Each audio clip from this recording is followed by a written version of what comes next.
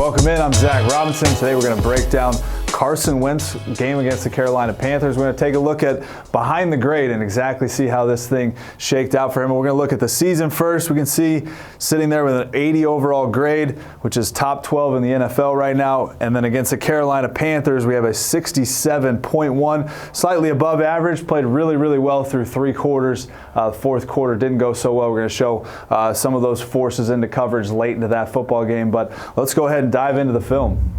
We saw Carson Wentz make pinpoint throws, especially through the first three quarters of this game. But this one right here was his best throw of the game to Zach Ertz. He's going to have him on an out and up. We saw a lot of man-to-man from the Panthers on Sunday. And overall, Wentz was 11 of 13, 126 yards and a touchdown versus man-to-man. But this was his best throw. Pinpoint, top-shelf shot on the sideline to Zach Ertz.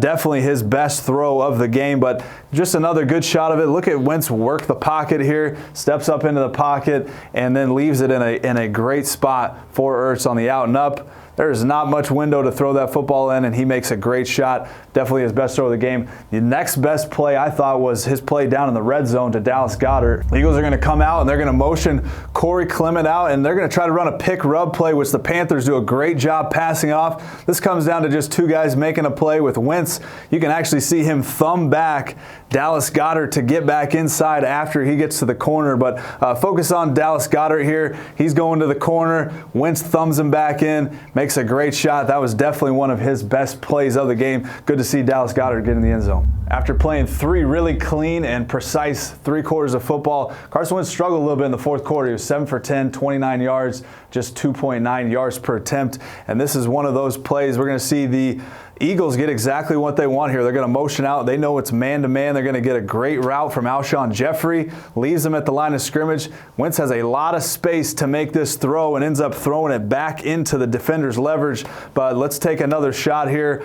This was right before the Panthers got the football back and went and took the lead in this game. So it was a big point in this football game. We've got Alshon Jeffrey, great route, leaves him back inside a little bit. Panthers go down and score, which leads us to our next set of plays, which is late in the game inside the red zone. After the long defensive pass interference call, the Eagles get the ball back inside the 20-yard line, where we saw Carson Wentz force a few throws at the end of this game. But the Eagles are going to come out. They've got a 3-by-1 set with Zach Ertz up top. They're going to have really everything that they want against a Tampa 2 defense. But Zach Ertz is going to be on a corner route. We're going to have Smallwood in the flat. This is a 3rd down and 2 call. And we're going to see Wentz pass up his read in the flat to get to this Alshon Jeffrey, really his 4th option in the play. But as we can see, he's got Smallwood there. He comes off it, forces this thing, fortunately for him, falls to the ground, and they get another opportunity. But again, just looking at this play, he definitely has a great option to get the ball out of his hands, get the ball to Smallwood.